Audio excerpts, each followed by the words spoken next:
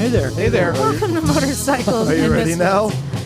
Coming to you from the Recycle Garage in sunny Santa Cruz, California. Hey everyone, this is Liza. So this week on the Jeep, I took it. Why? I don't understand why you guys don't want to hear this.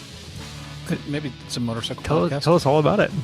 Yeah, let's. Can we just talk about the Jeep tonight? I took it gnarly off-roading. It Okay, was great. fun. That's awesome. So Yeah, who's in the studio tonight, Liza? Did you take you went up to the playground and rode around, or did you get somewhere Yeah, gnarly? no, I took kids with me and taught them how to drive a stick and did gnarly shit, and yeah, Brilliant. it was awesome. It was awesome. But joining me here in the garage tonight, running the board, back, he was missing in action last week. Back, the new owner of a Harley is Stumpy John. It's Weather John. Is that your Potato, name potato, now? potato. And filling in, these are big shoes to fill. know. Unfortunately, Emma can't be here. So we've brought in from the garage new writer Sophia. Wow, I'm filling in for Emma. Hello. Yeah. Did not know that coming in. Oh, yeah. So I need you to wave your arms around and just talk nonsense often. That's all you got to do. It's pretty easy. Got it. Showing up on a... and this is the thing. Riding a monkey bike here. And I'm like, you just rode it from like next door from the parking lot. No, I came across town on it. It's Scotty. Hey, yeah, not one of the cool new big monkey bikes with a 125. No, 50cc, little teeny tiny. There's a plate on that? No, No. Right on. Oh, you're riding it home. Do you want to ride home? I got lights. Okay. Watch out, you might hit a porcupine. I'll keep my eyes peeled. Well, good thing because you're here, Scotty, because you make Jim look smarter every day. Yeah. Well, Good pale choices, in Jim. comparison. No, happy to be here. Be cool, being kind, and bring firewood.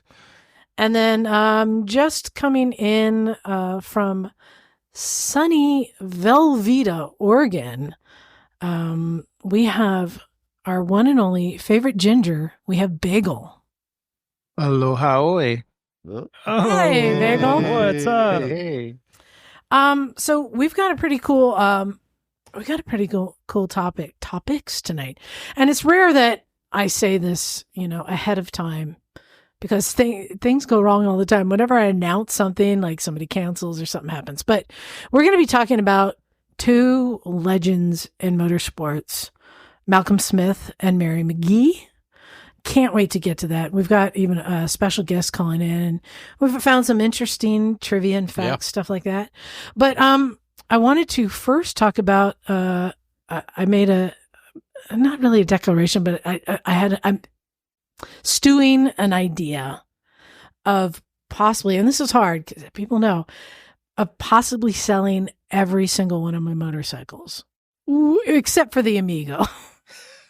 What? That's the one you should sell. Yeah, that's the one that needs to go. No, because it's just the dumbest thing. All right. Yeah. where does the do you- Nikon fall? Oh, I'm sorry.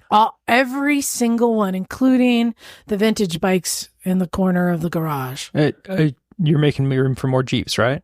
No, I do check Facebook Marketplace often, but here's my thought. And I think part of this is coming from having not been riding since my surgery. And I think I've just kind of like disconnected from the bikes. And now I'm just looking at it strictly as, well, what's the dollar value, right? And even on a low estimate, like $1,500 for my my XS 750 tracker. So $1,500 for the 1976 KZ 400. Just cheap prices. I think I could get enough money to then buy a couple-year-old Tracer GT. Oh, Which I think is a extremely solid, good bike for everything from doing twisties in the hills to long distance. Isn't that your Nikon? touring. yeah, that's Yes. the Nikon with less wheels. Yeah. With So Nikon why with did less you, wheels. Why don't you just hang on to the Nikon? Because if I want to do touring, it's a lot easier to deal with tires on the Tracer. Because it has a normal size diameter wheel. Yeah. I know. That's the thing. And I could get a little bit newer 690 Enduro Because mine, even though nothing's wrong with it, runs good, everything's good. I could just get a little bit newer one. And then the third bike I'd want to get would be the 450 Ibex. Oh. Yeah, CF Moto 450 Ibex. And I was thinking selling my scooter, selling the Benelli, selling the KTM 990, selling the 690, Your Kawasaki. Nikon, the KZ 400. I think I'm missing something. Yeah, the XS 750. I think I came up with this. Oh, I mean, it's almost a clean slate. Blowout. If the Amigo wasn't there. no, the Amigo is just the fun camping bike. All right. That's its role, and it's fine. And you're not going to sell the Elite, are you? Yeah, I would sell the Elite. Wow. The Elite has kind of been replaced by my little electric mobility scooter Oh, gosh. that I get around all downtown, go pick up food, go to the movies, go shopping, do stuff like that. Possibly. So, but I was just thinking though, if I sold all those things and got one new and two newish bikes, that's a really solid, refined, stable. Well, right? I'm okay with it because I was worried you were going to like this was part of your Jeep habit. Like you were selling motorcycles to fund your Jeep addiction and we were going to have an intervention. So no, it's good. I mean, you're not riding now anyway. It's a good chance to clean things out. So that was my thought this morning. And then I've been talking to people. I'm like, well, why sell the Nikon to buy a Tracer? Just keep the Nikon. It's close enough. What year is it? 2019. Yeah. I mean, the only reason would be to take like new technology. Maybe that would be one reason to get a new bike. So What's the benefit of the new 690 versus what you got? just have a newer one, less things likely to go wrong. That's it. Oh, okay. Yeah. But then I was thinking, yeah, well, I might as well just keep the Nikon, just keep the 690 because it works fine and I don't use it that often. So it doesn't matter that it's 2008 because everything's good on it. I would just sell everything else and buy the CF Moto Ibex, maybe. I don't know. I know. It's fun to dream about this stuff, though. I like thinking about these ideas. Like if I got all different stuff. Well, and I know how you like new things. Why not consider one of the newer kind of powerful KTM bikes, like the 9 whatever or 10 whatever? You know, they're kind of adventure-y in setup, but they're fast, they're maneuverable, something like big that. ADV touring thing. But more street oriented, something like that. People love those KTMs for ripping around on. Because I want it to be right now. The Nikon and the SMT 990 are filling the same boat of being a bike I could potentially ride cross country, and I don't really need two that do the same thing. But both of them are also really fun to go ride up in the hills here. But the perspective that I have gotten since I've gotten my knees done is backing stuff out of the garage is hard. Is it easier with a Nikon or is it a push? Does it really matter? It's a push. Okay. It is a bit heavier. No pun intended, but yeah. So that's why I thought the Tracer would be lighter. The 450, what does that do in your stable? You have to have an extra bike that will double for either of the others in case something goes down or you have a guest.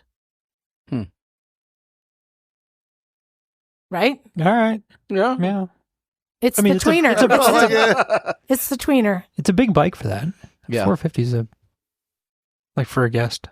Do you think that CF Moto is going to get caught up in this stuff with KTM only in the sense that they make the same motor that kind of was giving KTM problems? Well, they don't make the 450. I'm just saying in general, you're like, can't help. CF Moto makes their 450, but that is their own motor. It's nothing to do with KTM. And no, I don't think so. Okay. No. Better buy it before we get tariffs on.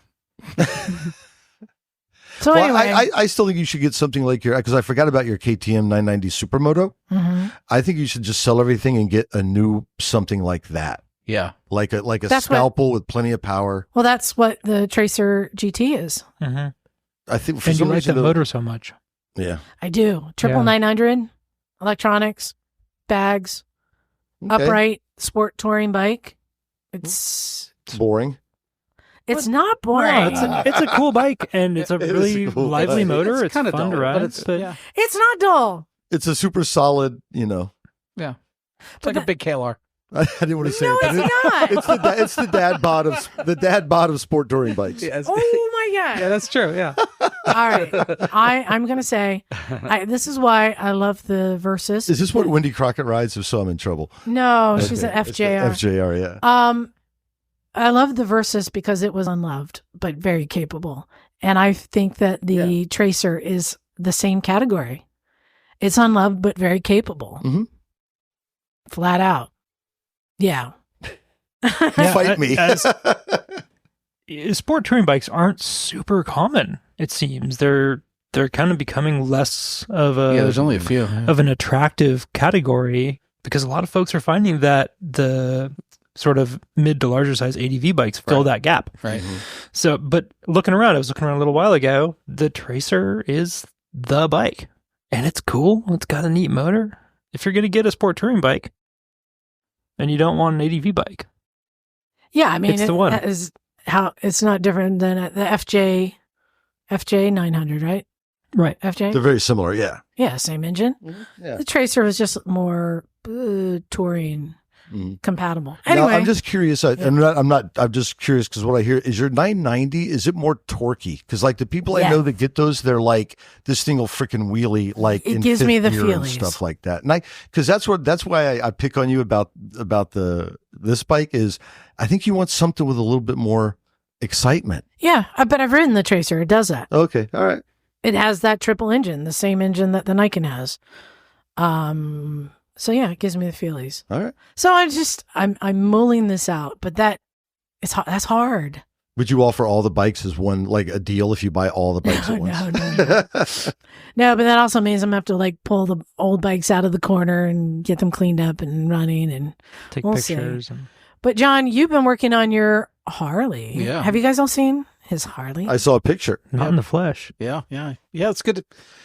I'm trying to get all the corrosion off it right now. Lord have mercy. That thing is rusty, crusty. So what year model is it? It's a 2010 Sportster 48 1200 Stored in Florida? stored in Florida. Yeah, it was okay. stored indoors, but it still got Yeah. crazy. But I put the, like I mentioned before, he pulled out the baffles. He's got Vincent Hines short shots on it. So Just open pipes. open pipes. And it was miserable. It was like obnoxiously, I don't know how, no wonder why he was deaf, my dad. So I finally found the baffles and I put those in and helped it some. It's still loud, but it's not as loud. But it's on the road. It's running. Yeah, it needs a tire. But other than that, and then there's a bunch of other stuff I'm going to do to it. He swapped out the front wheel from a spoked wheel to a mag, but I got the original spoked wheels, so I'm figuring out how to clean that up and get it back on. So it's kind of fun. I mean, the fun thing about it is, I mean, I'm not your quintessential Harley guy, y'all know that, but it's easy to work on. And that's kind of really? cool. Huh. Yeah, and there's a trillion aftermarket parts for it. There is a problem with the bike, though. Which one? The Harley Yeah, what about it? that I pointed out is Pointed out a lot. I did. I think that they're cool. I think they're fun bikes, but for function wise, the question is, can it be comfortable for a long distance ride? It has no like wind protection but at all. I have the nothing. Triumph for that. But Okay. like if you wanted to do a long distance ride Is on it- it, you could put a windshield on. Yeah, simple But enough. he's got a bike that I he'd know. rather ride. Is it fun to go ride in the hills, ride aggressively? I haven't got up during the hills with it yet, so I don't know. No, it's like, what's it for? And it doesn't really fit into the criteria of the kind of riding that we do unless you have another buddy to ride one. I think it's just cool. It's vibes. It It's like why does is. it? I know. Yeah. It's a motorcycle. Yeah. You can always live to ride to eat. There you go. Yeah. Exactly. Well, I think it's going to be Just easier to have cruise. Melissa on the back also because I can super flat foot it. Hmm. I was saying turn it into a little bagger kind of looking Harley because it's Sportster's not a huge bike, but you can put a good windshield on it. You can put a backrest and some little side bags on it and make it like a little Dyna comfortable. Well, the bike. nice thing is it runs. Mm-hmm. Once I put That's tires big. on, it'll be ready to go. Yeah.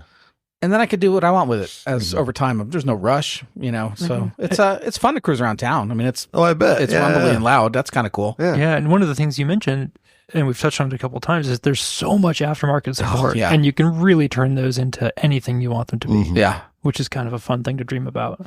My, I like how you're picking on John, but Scotty rode a monkey bike like 6 miles to get here. It's like 10 miles. Yeah, Scotty also rode a monkey bike across Mongolia. Mongolia, yeah. my other pitch was to put a solo brown saddle seat on it and make it look like a 1960s Sportster, which I think that's one of my favorite Harley looks. It's beautiful. It was supposed to look like a 1948 Sportster or a style bike. Right. But if you go to the art of the motorcycle, the Guggenheim, there's that red and white one I showed you that's just beautiful. That Sportster. Anyway. I'm excited about it. I mean, it's not, like we've always said, it fits in my stable. It's like nothing else I have. But more importantly, It's was your heritage. dad's. Yeah, that's a and cool thing. do you feel connected to him when you ride it? Yeah. Especially when it's loud. When you're riding it, do you hear him berating you? in Pretty your much, head? yeah. I hear him I yelling said a at 10 millimeter, me. damn it. It's like, son, why do you watch R-rated movies? All that kind of stuff. So there you go. Hey, you had it shipped here though. Like Yeah, I you had got it it mailed shipped. across the country. Yeah, I How had was it that shipped. process? It was simple. I mean, it was $800, $900. Not bad. They met me, picked it up, and dropped it off 5 days later. So Oh, that's cool. yeah, it worked out well. Wait, how much? It's like $900. Oh, yeah, that's about right. Yeah. Yeah. So Pretty yeah. cool. Yeah, it worked out well, and it wasn't. I'm glad you didn't ride it across because it wasn't. Yeah, ready. yeah, It's no, not ready to go. I wasn't going there. I was just Yeah. curious about the shipping process, how it was. Well, I wanted to, we have a guest calling in a second, so I wanted to kind of jump ahead and get into our first topic tonight, which is Mary McGee. Motorcycle Mary McGee. Motorcycle Mary. So, Sophia, you got to see a little bit of the documentary on Yep. her. Were you impressed? I was. Yes, Very cool. Yes, we were watching it in the garage today. So Mary McGee died last week around the same time as Malcolm Smith, and Mary McGee, I'd say, was a contemporary of Malcolm's, Yeah, very who much was so. also They were at a bunch of the same a races. trailblazer in not just motorcycles but in cars.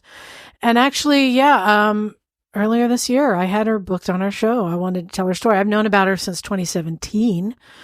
And she wasn't feeling that well that day and canceled. And I never rebooked thinking we'd have time. Mm-hmm.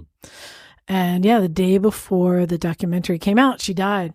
Well, we have a couple emails that came in about Mary. Can you read yours first? Yeah, sure. This is from a 6 Bike Garage. I said I wasn't going to send you one more email this week, but here I am doing it again. Sigh. I had to go through. I had to through, as you mentioned. Whatever. Your next bike was likely to be on Mary. Next show was likely to be on Mary McGee and Malcolm Smith. Mm-hmm. And I was having a beer last night with a fellow that knew Mary and was apparently quite smitten with her. Mm. I've been working on a 1966 BMW R60/2 for a neighbor, Frank, the aforementioned guy above. He's getting on in years, and I'm trying to help him declutter a bit. He's a fascinating guy that always has interesting stories from his time as an Indy car mechanic to outrunning police when he was growing up in Stevenson, Washington, to his history with the flat track motorcycle racing community in the Pacific Northwest. We were discussing next steps for his BMW and which of his motorcycles he should try to get running next when Mary came up, and he was thrilled that I had heard of her. Apparently, he knew her when she owned a dance hall in Redondo Beach, California. The main floor was dry and for kids 18 to 21, and upstairs had pool tables and a bar for the adults. I asked if he ever went out with her, and he said no, she was halfway to be married at the time. Unfortunately, I can't remember the guy's name now, but I believe Frank said he was another racer who was great too. While I heard of her passing last week, I don't feel like I knew enough, and I'm looking forward to watching the Motorcycle Mary documentary later this week. Cheers. And P.S. If you know anybody looking for a 66 BMW R60/2 Survivor, let them know, which you can get him through us if that's your jam. Awesome. So I have another one here that's pretty cool. I wanted to share. This comes from Alex G. Yeah, let's. He says, "Hey, dear misfits, I hope you're all doing well and giving it the beans. Unfortunately, here in Pennsylvania, winter seems to have come a bit earlier than usual. The past week has seen about 8 inches of snow, most of which is gone, but worse are the salted roads that come along with that. I recently discovered some public access snowmobile trails that are open year-round to motor vehicles about 15 minutes from my house, so I'm going to try and get my CRF 250 Rally over there and explore a bit. Anyhow, the reason I'm writing is because my wife and I found ourselves on the couch the other night, as we do almost every other night, with me seeing what's new on YouTube and her stitching when we came across Motorcycle Mary on ESPN's channel. We thought it was unusual that ESPN would pop up a motorcycle video, so we clicked it and watched. I'm ashamed to admit I had heard her name before, but really knew nothing about her. The video is of Mary McGee, who was an absolute pioneer for women in car and motorcycle racing. Pioneer is an understatement, though, because not only was she a trailblazer, she was pretty damn good, as it turned out. My wife, who loves stitching almost as much as life itself, sat and could not take her eyes off the TV. About halfway through the 30-minute documentary, or what felt like 3 minutes, my ever-loving and investigative wife decided to Google Mary McGee. She said, "Hey, what day is it today?" And he replied, "The 28th. And after a short pause, she said, "Wait, is this right? It says she passed away yesterday." As I look over, her eyes were welling up. Someone she had no clue about 20 minutes prior had clearly brought deep meaning. At the end of the documentary, both of us sad that it was over. We looked at each other as I said, "That was awesome." To which my sugarcoating Sunday school teacher wife said, "What a fucking badass." We sat and talked for a while afterwards, just reflecting on the life that Mary lived, really admiring her accomplishments and trying to brush off the disappointment that a lot of people, us included, really didn't know who she was. Please excuse the drawn-out story, but that really had an impact on us, especially my wife. The next morning, she timidly said to me, "You said your Vespa was pretty easy to ride, right?" And I nearly fainted. So to you misfits, I would hope that if you haven't seen this documentary already, that you go over to YouTube and watch it. While it certainly leaves a lot out, I'm sure it's a great spotlight into Mary McGee's life. Unfortunately, a documentary has transformed itself into a eulogy, but I'm so grateful she had the chance to tell her story. Sorry for the long email, but thank you for your time. I hope everyone had a great holiday, and I'm hoping to come and see you all this summer. We shall see. Best regards, Alex G. How awesome is that? She's still getting more people riding. That's so cool. It's still inspiring. Yeah, right? That's awesome. I love that. Yeah, what a pioneer she is. That, I mean, what about you, Sophia? You saw it. Do you feel like inspired? For sure. It is, a very touching story, and she was very, kind of like a pep talk almost throughout the entire thing. Just to be like, she was just very encouraging of just like living life and accomplishing your goals and going for it. Yeah. Well, we're going to have the filmmaker come on in a few minutes. Wow. I mean, that whole generation, it's just sad to see another, they were trailblazers for our culture. And just it's sad to see them all starting to pass away now. I guess that makes us the old people. You're getting there. Not Sophia, sorry. Yeah. and that's why I think it's important to take this time to talk about Malcolm and Mary, two people who we know through film, one who we know through film now later in life, and one who we know from On Any Sunday. Because back then they weren't really making films about women writers, as we learned from Elspeth. Yeah, I mean, back then they were duct taping their cameras to their head. That's. But people weren't as interested in the stories of the women writers, and it's later in life that their stories are coming out. Well, a lot of women athletes too, right? Like the first woman to swim the English Channel, things like that. Women were capable of doing things men were capable of doing, but whether men were threatened by it or whatever the reasons were, just tried to shut them down at every turn. So not only do they excel at the sport? Because we were talking earlier, fast people are just fast. Right. Doesn't matter who they are, whatever. Fast people are fast. And it's nice to see people be judged on the merit, right? On what they're doing. But not only did she do that like a lot of other pioneers in a lot of areas do, but she excelled at the sport as well. So to your point, it's very inspiring, to see someone not only race that fast and just pick it up like that, become such a natural, which was pretty striking, as we'll hear. But then overcome all the other hurdles that, she didn't really talk about, whatever Messiah, not to focus on that part of it, but, I'm sure it's safe to assume it existed on a level.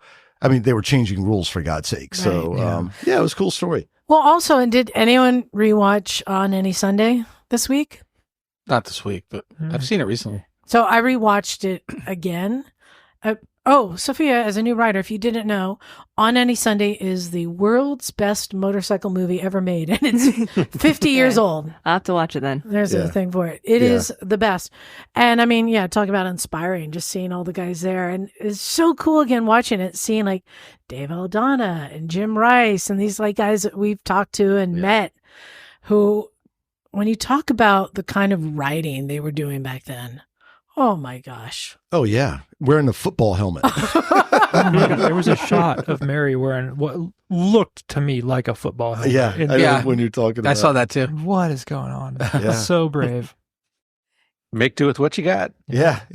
Yeah, it was pretty cool. I mean, just seeing how easy they make it look, especially those scenes with Mert and Malcolm and Steve McQueen. Mm-hmm. But I have to think though that Mary was a contemporary of Malcolm's because she knew Steve and did all that kind of writing and everything. But it was just so inspiring to learn about her. So a lot of people have not heard of Mary, and this is just the unfortunate timing of this, but still so glad to get her story out and that people can be inspired. So we have joining us tonight, filmmaker extraordinaire, Haley Watson. Haley, are you there? Yes, can you hear me okay? Yeah. Hey, Haley. Welcome. Hi, everyone. Great film. Thank you. Such a good job. Thank you. We were Appreciate that. playing the film a few times in the garage today as everyone was gathered. And it was so cool to see all these people huddled in the garage. It was so quiet. I rolled up and I'm like, where is everybody? There's like 8 bikes outside and no noise until I walked in. Yeah. It was really awesome. So, Haley, thank you for joining us. We wanted to learn more about Mary, and I mean, I can't believe the timing of this film coming out, but is it getting a lot of attention now? I think, I was very happy that the film premiered at festivals and we were able to screen it over the summer. We premiered at the Tribeca Film Festival in New York, and Mary was able to join us, some additional places, and at the Cordillera Festival in Reno as well. And it was released on ESPN Plus earlier in November, and Mary was around to see that and watch it with friends. And then, the day, Mary passed the day before our wider release, which is always planned to be Thanksgiving Day, the 28th of November. So I don't know, it's just strange. The timing is very strange. But I'm very happy that we have the story and we made it when we did. And I think for me personally, it's just been it actually feels like a relief, that it's available to people. But I don't know what else to say about the timing other than just weird. But again, just happy that we have it, and it's in a place that everybody's able to see it anywhere. So how did you come across her story and learn about her in the first place? I do documentary research, and I found Mary's story on Wikipedia. Oh, wow. There you go. Behind the scenes secret. Yeah. Yes. I found Mary's story on Wikipedia. It had some of the accomplishments that are covered in the film and more, and some nods to her relationship with her brother and Steve McQueen and some other prominent folks within the racing community. And I was looking at the page and I was just like, why don't people know about this person? Then I did an internet search, and she had like one interview that she had done on video. Everything else was just like very old archive. And I was like, this just doesn't make sense to me. Mm-hmm. And then we connected over Facebook. She was very, very active on Facebook. Mm-hmm. And we met. She happened to be in Anaheim the week that I met her. And she was like, yeah, just come up. She's like, I don't know what you really find so interesting about this, but yeah, I'll do it. Sure. And I was like, okay. That's great. So that's how we got started. But Wikipedia is the short answer. So the interesting thing is that I learned about her in 2017 when a friend of mine wanted to do a documentary on her, but never got it together. And so I knew that there was like this amazing woman with this story to tell. And for people who don't know, we can just kind of summarize a lot of her accomplishments. I mean, she was accomplished car driver, driving like Porsches, racing Porsches, and then road bikes. She was the first woman in the AFM. I think we have to mention something real quick because we haven't mentioned what era she was racing. Oh, yeah. Well, first woman in the AFM, and then the first person to complete the Baja 500 solo person. So on a motorcycle. Yeah. So these are just some of her accomplishments. And this is at a time when women were not really accepted by many people. And so, Haley, one of the things I loved about your film is it showed the men who opened the doors for her, like her brother and some of these other guys opened doors and brought her in. But then also other people who are trying to push those doors shut on her and prevent her from being successful doing these things.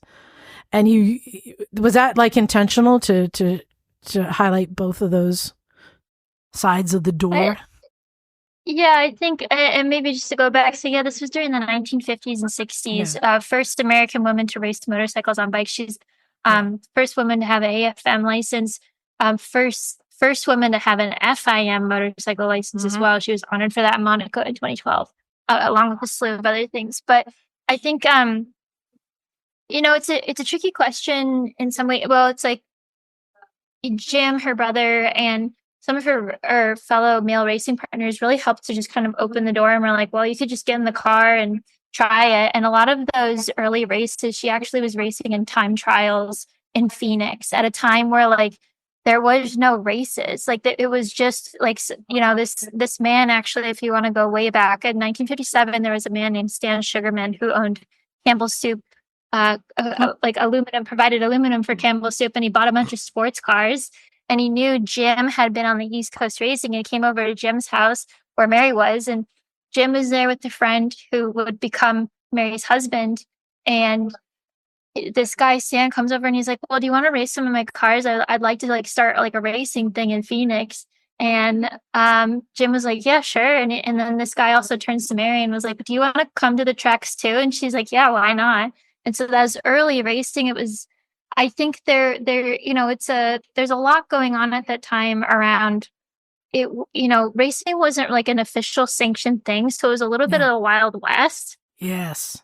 But I would credit, I have to imagine, and I know that it helped to have Jim, her brother, who was an incredible racer, nod to Mary and be like, yeah, you should get in a car. And I think that is a little bit of protection around opportunity, or just creation of opportunity. And then, I don't know. I know Mary faced just like flat out, outright discrimination for her gender, but I think a lot of it was really. I think a lot of that we don't talk about, especially for a woman in the 50s and 60s, is just kind of navigating what people don't expect you to be doing. Because I think if her brother had not been around, or she had not had those male supporters, I don't think anyone would have offered. Right. It would have never been on the table. It wasn't so much like, you're a woman, you can't do this. It was just like, it wouldn't have even been a thought. Yeah. And I saw at one point there was like a newspaper article, like when she was car racing, and it listed her as Mrs. Dawn McGee, where it wasn't even her name. It was his name that she was winning race. And you realize like, oh yeah, like they weren't prepared for her. But I love there were the people that opened the door and let her come in. One thing that the documentary doesn't really share is like, it seems like they just said, hey, you want to get in the car and try it out? Like, was she trained, or was she just like that skilled that she could figure stuff out quickly? I don't think it was so hard to encapsulate how unbelievably talented Mary was, because she's like one of those people that's like, yeah, you just do it. And you're like, Mary, you're going so fast. You're beating all these people. You have all these records. It is not a simple thing. And whenever she was driving anything, she was like, yeah, it was easy. And I was like, you are insanely talented. Do you realize this? And I don't think it ever really struck her that she had as much talent as she did when she when the first time, there's a scene in the documentary where we cover her first time doing the tryout for bikes. That is essentially her first time on a motorcycle. She did race she drove a Triumph Tiger Cub prior to that, but it was really like to and from the mailbox. So like the first time she gets on to ride a bike is essentially like, somebody's first time getting on a motorcycle and being like, yeah, I think I'll just like do a race tryout and go, over 100 miles an hour. So wow. Incredible. Yeah, I really enjoyed how much you covered. Yeah, but she just seemed to like, all right, I'll try it. And then as somebody who's been on a track on a motorcycle, like you need to be taught the physics of how to control it and how to do it. And I'm like, wait, she just got out there and just did it? And I was trying to figure out, is it because these bikes were not as fast as what we're used to now? Or is she just that good? Or did nobody have that understanding? It was just like whoever feels boldest. Yeah. Well, and she did also have a good bit of experience on the racetrack in cars, and in some of the interviews I saw with her, she said that that did help somewhat in translating to the motorcycle. Yeah, I think you're right. She was. I really think she was a natural at that kind of stuff. I mean, from what I had seen, it was just pretty amazing.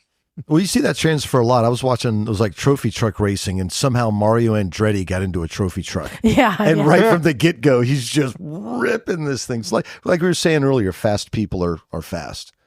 So as you were interviewing her, I'm sure you did more than just the Wikipedia research, but was it just, once you reached out to her, was it just having conversations and learning, or where did you uncover all this stuff?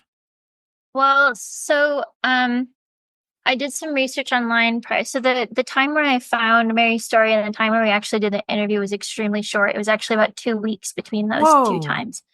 It was very fast. So, but essentially what I did was research, and then in meeting Mary and talking with her, I think just like thinking as a filmmaker and like structurally about stories that work for films, I kind of just was verifying some of the key points of her life that I thought would make it into the film. So I had kind of a loose idea of a structure going into the interview itself. And I had done some online research about races and things, but honestly, there was not much. I think I just had the main parts of the facts that I knew could make structurally a story. But then arriving at Mary's nephew's house where we filmed, she brought with her, I asked her to please bring any records or archive that she had. And she brought 3 huge tubs of like Rubbermaids of medium format photos, articles she had kept, things like that were, largely in the film now, that verified all these things that give me insight to other stories she had. And then her nephew, additionally, his father and Mary were good friends at the time they were racing, and he had a bunch of 8mm archival from just races that he had used. I was wondering, I was looking at all those photos and those clips. I'm like, are these all of like Mary and Jim, and or did you just use like stuff from archives that looked about the same time period? But no, so you had all of that available. In the film there is a mix of other places of archive, and there's other places, but the film is 90% archive. Largely that's from Mary's personal collection and her family's personal collection, but there's also shots in there from other places like the Peterson Museum, the Bruce Brown Archives, Keynote, Long Beach Grand Prix in the beginning of the film, things like that to help cover and tell the whole story. I'm curious, Haley, a couple of questions. One is, she has so many stories to tell, of course. Was it hard to get information from her, like in a modest way? Or once you kind of opened the floodgates, did the stories just come it had to be an avalanche of information, I would think, at some point?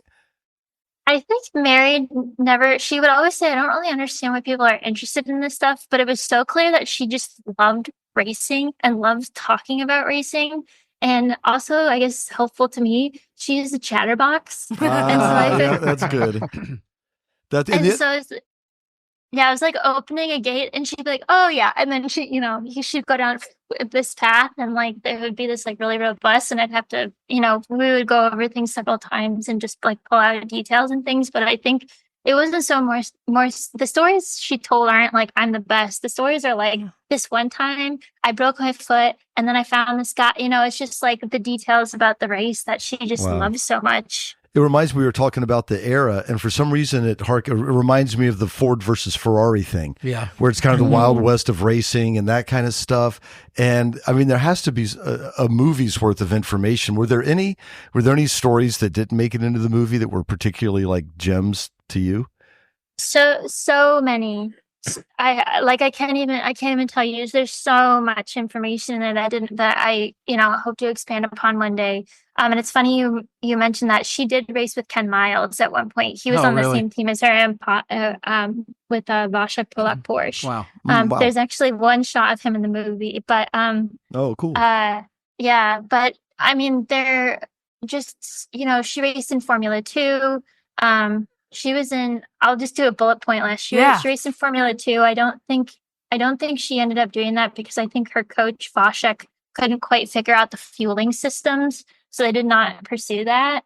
One time she was racing in Texas and they tried to pull her license, and she just decided never to go back to Texas. She was in a near-death car accident after. Her brother passed away on the track just in New York on a pedestrian highway, and she found out she was going to have a baby. Right. She was the first woman to race in the Baja 1000 period, and she was actually one of the few people that were doing early races before the Baja was the Baja in 1962 and 1963 with Buddy Gins and I'm forgetting his name, but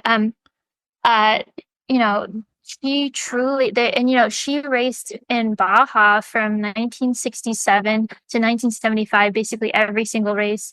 And then when the Baja 500 came about in 1969, she raced all of those. Wow. So that was, just a whole career of racing and so many things. I could go on, but just like a really, really robust career. I was going to say, and another thing that wasn't mentioned in the movie that you just said, she was also a mom. Yeah. Mm-hmm. And that, I think when she did the Baja 500 solo, I think that her son was like 9. Like she had a little kid at home and doing this gnarly stuff. Yeah. I mean, the desert racing's cool. One thing that came to mind, it ties into this, like she cut her teeth down at Jawbone Canyon where we go riding sometimes, which I thought was cool. Did she talk any more about her relationship with Steve McQueen? Because I think he was instrumental in getting into desert racing, right? So, but I was so curious, like, where did he come from? So, So they were friends on the track from car racing. That conversation that's cited in the movie about come out to the desert, get off your pansy road racing bike. That actually happened at a New Year's Eve party. I know that. And then before motocross was motocross, she would go down to Jawbone and do enduros, what they were called at the time. Yeah. And then she was trained by Steve McQueen's stuntmen on how to ride. Oh, how cool is that? Gosh, what a stuntmen are like all dirt bikers. Yeah, it's funny. Yeah. So but go ahead. Oh, yeah. I think it's important to know. I think she said Jawbone Canyon was the first time she rode enduro, wasn't it? Yes. Like she had never ridden enduro before. They took her out in Jawbone Canyon. It's not an easy place to ride. No, it's not. No, it is quite but she did it. on those old bikes. Yeah. Yeah. Fascinating. She does cite when Bobby Harris was talking to her, she does cite going to the top, and they had not taught her how to go down. And so she went to the top and she just waited, and Bobby comes up there and he goes, "Oh, we didn't teach you how to go down, did we?" And Barry goes, "No, you didn't." And the hill climbs at Jawbone are no joke. Yeah. Yeah, there's some gnarly stuff out there. There's a lot out there, of course, but it can be kind of hairy. Yeah, she's such an inspiration and such a great talent. And then to see that she was racing up to like 2012, I think, was her last race she entered. Was you did because you didn't really cover later into life. Is that something you were going to see in Motorcycle Mary too? I love the not so nod. Yeah, we don't. So she finished the Baja 500 solo. She did a couple races after that, but largely her like larger career. And she's actually like, she's 39 as well when she did that. Yeah. And then she has a gap in racing. And then from 2000 to 2012, she did vintage racing. So she got an old CR250 Husqvarna and rode it in vintage motocross in Nevada. Yeah, for 12 years. That's cool. Yeah, that's awesome. So, did you just fall in love with her, spending time with her? I mean, she just seemed like that. Her personality, she smiles and is always happy. Yes, it's so easy to fall in love with Mary quickly. Like, how can you not? It's she's super intoxicating. I was so happy to get to know her over the past 3 years, essentially, making the documentary with her and just being able to spend time with her. She's got an amazing sense of humor. I mean, her personality is so bubbly. It's hard not to like her. Oh, you have a question, Sophie? Yeah, I was wondering, how long was the interview that you had with her? So it was quite long because we started the interview, I think, on a Saturday.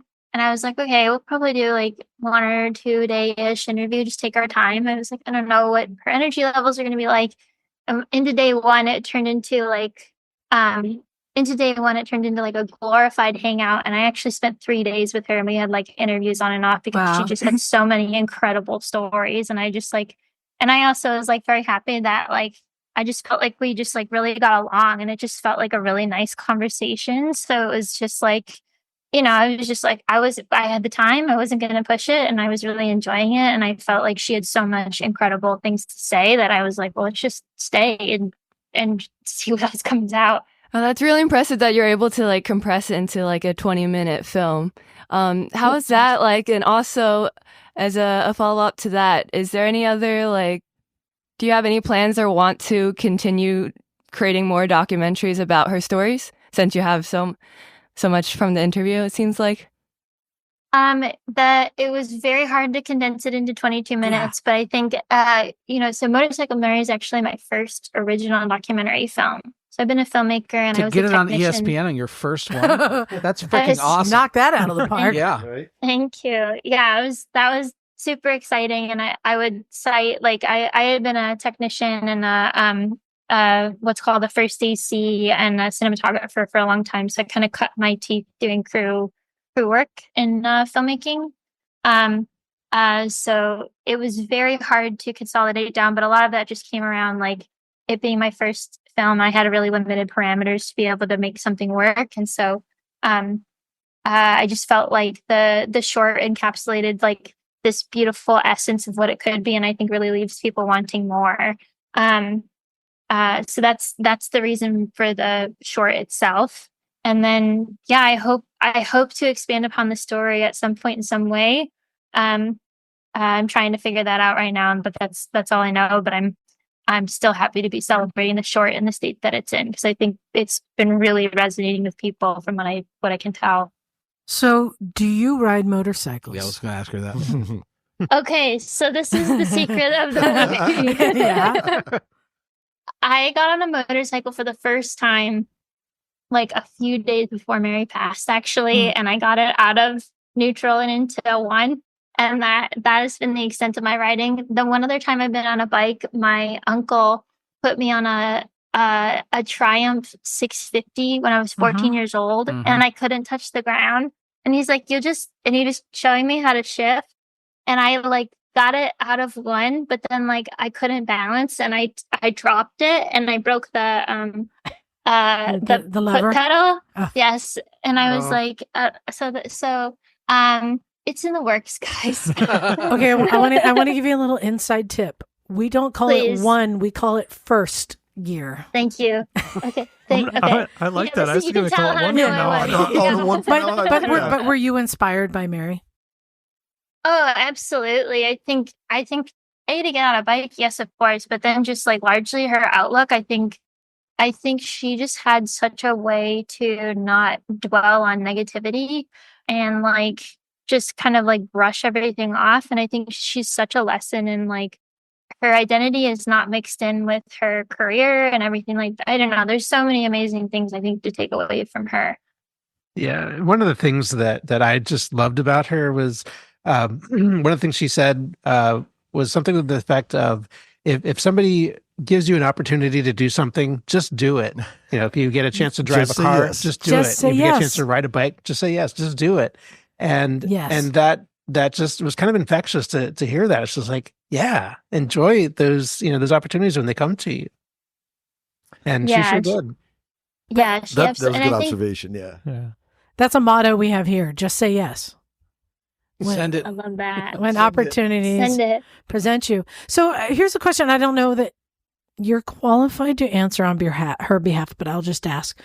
Because maybe you asked her this, what do you think she would say is her biggest accomplishment in life? Oh, I think she would cite her family and friends. Yep. Because Mhm. I did ask her this in the interview, and she before answering anything about like motorcycling or her career, she was citing all of her personal relationship and her family and friends. And I thought that was really touching. So I think she was like really, really grateful for the community she had around her when she was here with us. We look at her early life and probably explains a lot of that, the importance of family and community, right? Considering that part. I was wondering, I'm curious how you decided to film the interview, because one of the things I thought was powerful is the sparkle in her eye, the joie de vivre that comes out of her face when she speaks. And I like that when you interviewed her, like she was front and center. How did you come up with that? Like, how did you figure out how to film it?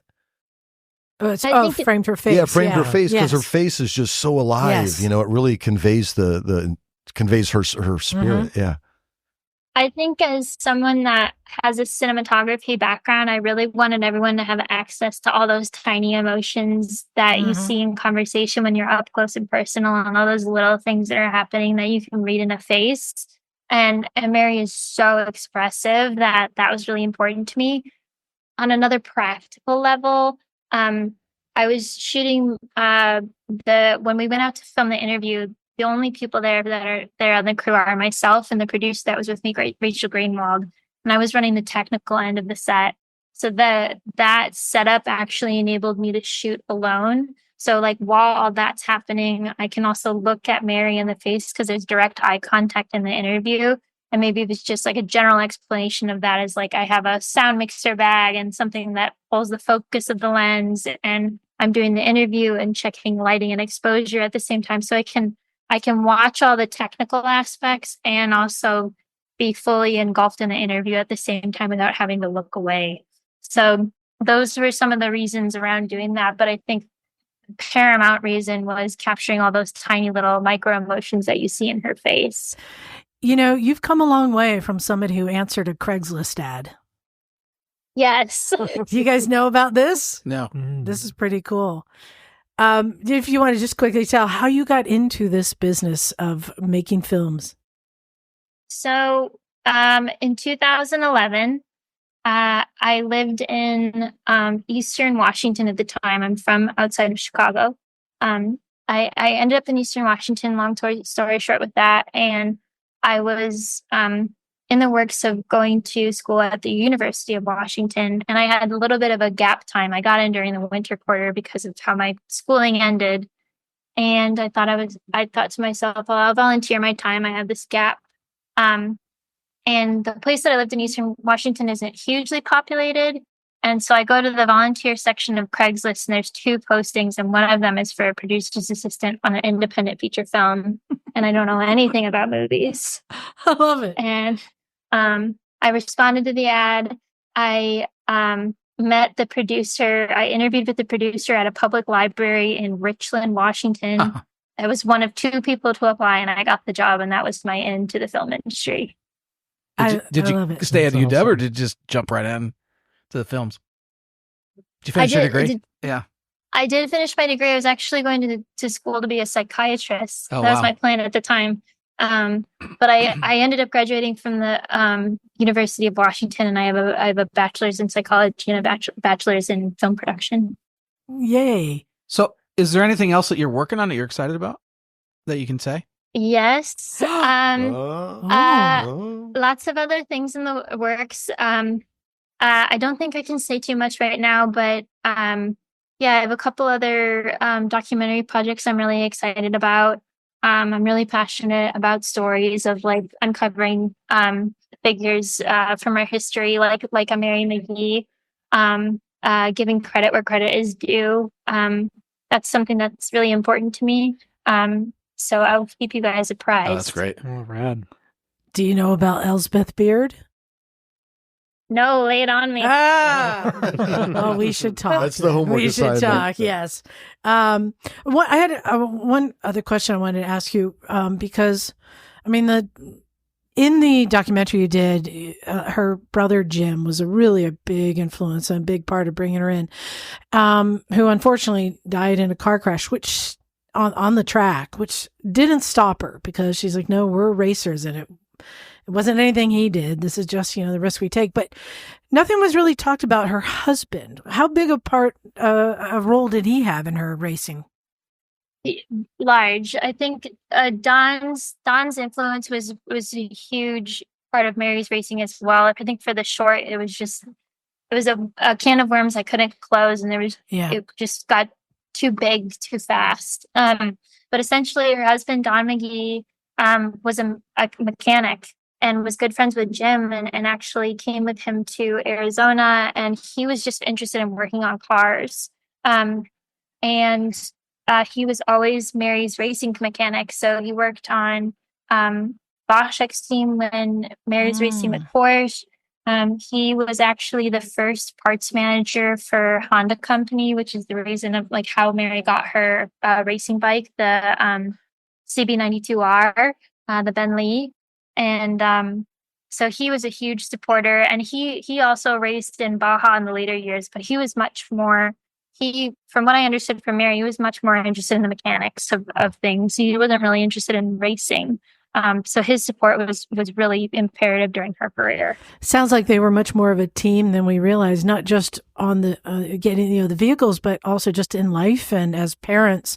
To be able to accomplish the things she did as a parent and a wife, she had to have a partner who fully supported her and allowed her to do these things and also empowered her as well. So that was one thing I noticed. Yeah, it wasn't really talked about in that, but it's great to hear he had a big part in it. Yeah, and I love at one point he was even referred to as being her enabler. Mm-hmm. Yes, yeah, absolutely. I think he was hugely helpful at the time that they were racing. Yeah, just super supportive, just with everything she wanted to do, and he was just all gung ho, and I love that. Mm-hmm. Yeah. Well, I hope that this movie is carrying your career further. It was really well done. And part of that is Mary is just so likable. Doing sound engineering and filmmaking is very similar in that I think I say if you're doing a good job, nobody knows, because it's the music or the story letting that person come through, right? People only know when you're doing a bad job. So well done on getting her through. She's so likable. I really, really enjoyed it. So how can people find you? How can they see the films? What is your social media if you so to follow you and see your new stuff as it comes out? Yeah. So Motorcycle Mallory is available on YouTube, on ESPN's YouTube page for anyone anywhere in the world. It's also available on ESPN Plus and Disney Plus.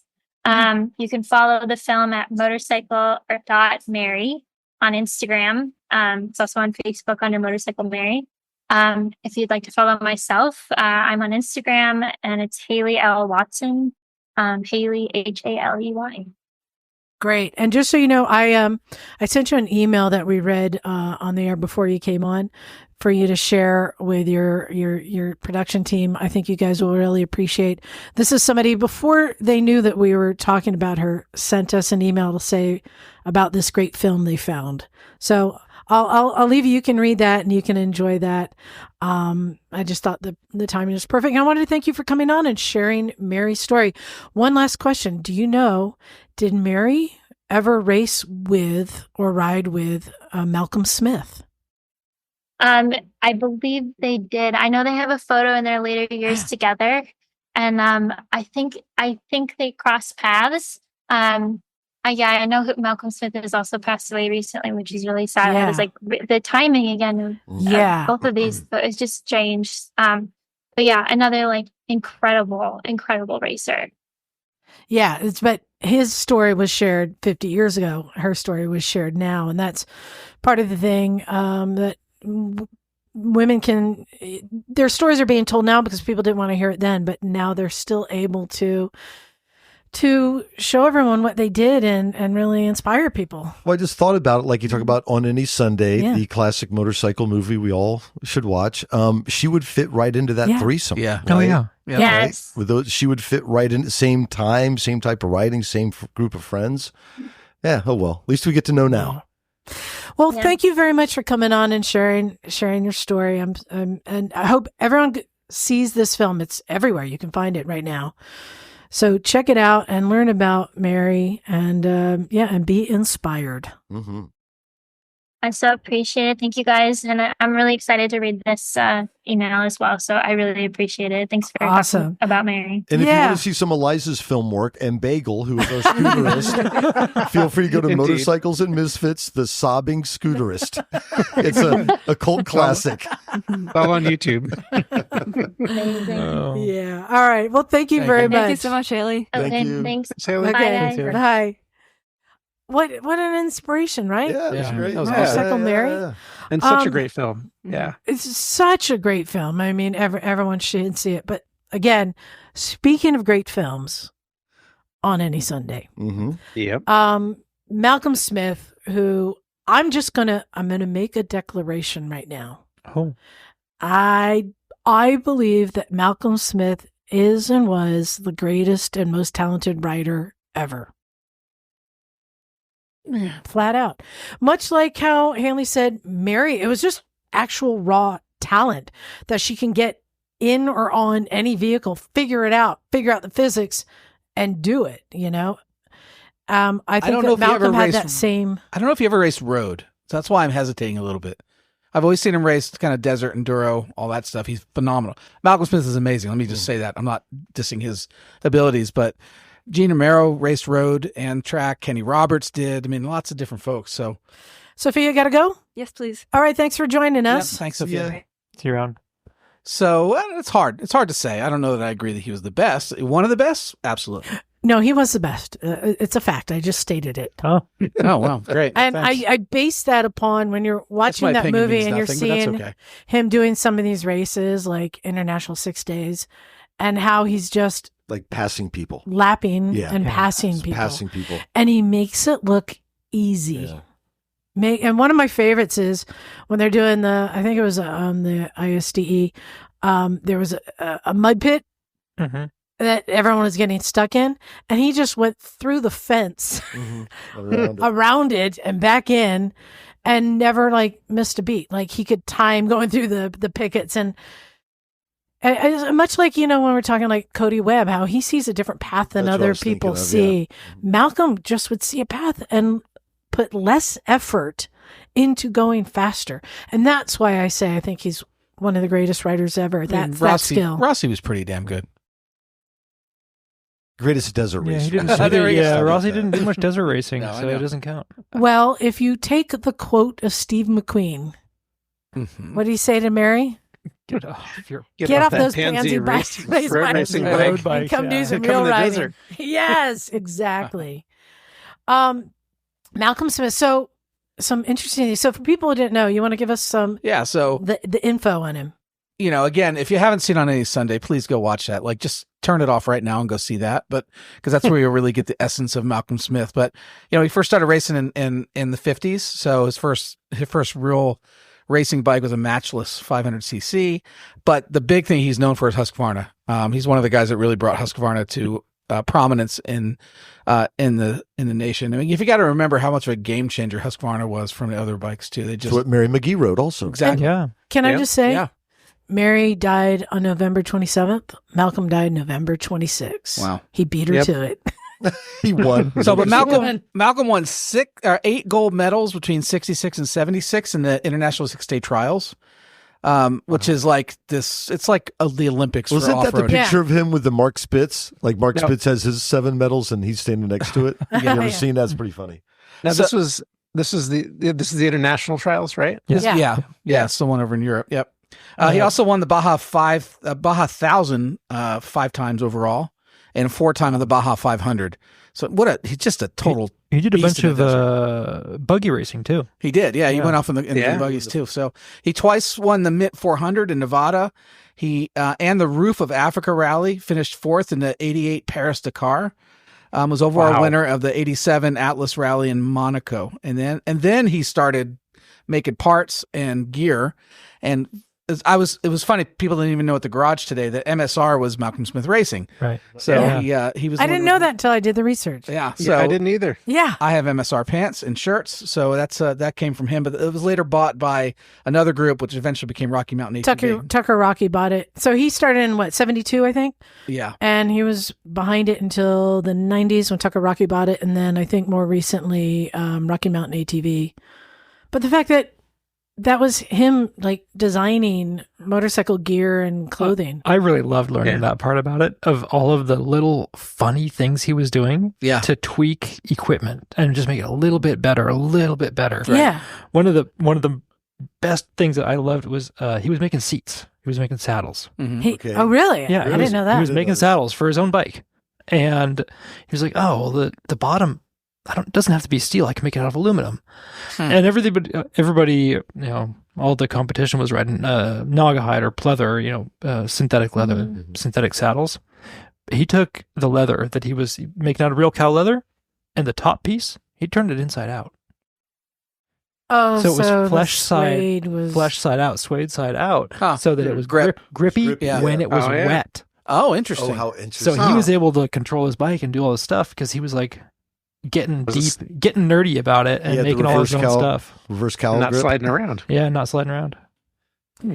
The thing that I think both Mary and Malcolm had in common, and they featured this on any Sunday when they're interviewing him. Like, they're like, Malcolm just was riding for 18 hours, had a broken wheel and a concussion, and he comes in with a grin. It's always a good day to be out riding. Like, he always had that attitude. And Mary seems to have that too. Like, just loved riding so much. Both of them very similar in that way. Both having a good time. Yeah. And competing, right? Yeah. Like she talked about finishing, right? And I think they both, when you compete at that level, you still want to win. I mean, Jim's like it's a lot more fun when you win. You're like that in the desert, just smiley and happy, Jim. I try. The desert makes me that way. Yeah. I think though, and maybe this is, maybe I'm taking a leap here, but another comparison I'm saying, it seems like neither of them were ever competing against everyone else. They were only competing against themselves. Like in the documentary, it said how Mary would get in her head and just tune everything out and just focus. Take a breath. And Malcolm seemed to be the same kind of thing too, where he's just racing his race and he's not worrying about anyone else out there. He did seem, from what I was looking into, be much more into the competition. In ways that Mary never was. One of the interesting things I found out about Mary was her first and last sponsor. She's never been sponsored. Yeah. She never got sponsored by anybody. Wow.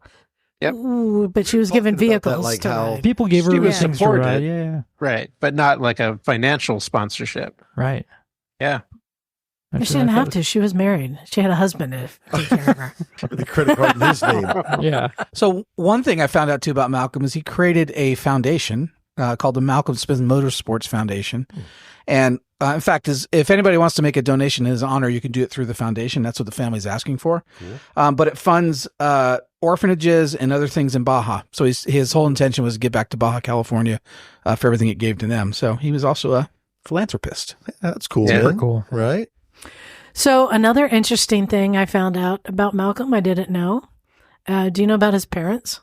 Yeah. Yeah. So when he was a player. when he was born, his mom was 35, I think. Mm-hmm. And his dad was 81 or 82. Okay. Yeah. Wow. Okay. And supposedly he looked like he was 50. Yeah. Apparently His she didn't mom know thought he was that old. Yeah, she thought he was 50. His dad is 50. He was 82 when he was born. So his dad wasn't around a lot. And it was, I think his stepdad helped bring him up. Also, he was Canadian. Yeah. Who'd have thunk? Yeah. But seemed to grow up in Southern California, right? Mhm. Yeah. Mm-hmm. Yeah. What are some other cool things? Oh, I thought I that. have a- You I got have a something? cool thing. Well, yeah, I wanted to say the cool thing I found about Malcolm Smith is that his first bike was a scooter. That's Yeah. right. The Yeah, Gateway. it was I think a 1953 Lambretta Model D 125. And this is a very bare bones scooter. Only has half of a leg shield because it was like the stripped down model, right? And I found a video of somebody riding one, which I said to you earlier. Mhm. This bike had an absolute maximum top speed of 80 kilometers an hour, which is 50 miles an hour, and that's like downhill with a tailwind. I was looking at that and imagining riding through like San Bernardino in Yep. in the 50s. Yep. The roads were not that great. No. Oh, Well, I mean, that's what they were designed for. They were designed to navigate potholed roads. They're very nimble, so you can ride around the potholes and stuff. so in this, I found this timeline on him. So he's born in 1941, right? So 1954, so 13 years old. Yep. A young Malcolm's fascination with mechanical things leads him to buy a Lambretta scooter with the help of his mother. Yeah. Yes. In the days and months that follow, he proceeds to ride it everywhere he should and everywhere he shouldn't. Yes, indeed. Good choices. And then he had that for 2 years until he sold the scooter to buy his first real motorcycle, a 1949 50cc matchless. And later that year, he enters his first race, a hare scramble in Moreno Valley, California. Yeah. His mother was an enabler. Oh, yeah. so much so. Did you see the story about the crash he got into with his friend?